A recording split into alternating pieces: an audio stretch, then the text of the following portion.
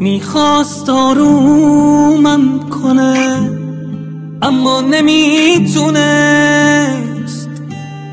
مشکل همینجا بود، ازم هیچی نمیدونست.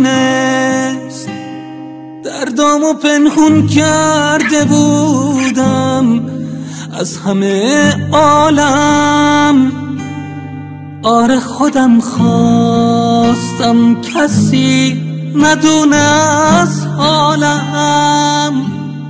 تو جای من نیستی بفهمی دنیام چقدر تاریک و سرده. قلبی که از تو پس گرفتم بین دو راهی گیر کرده. تهدید کن میری دوباره با آبرای این خیابون.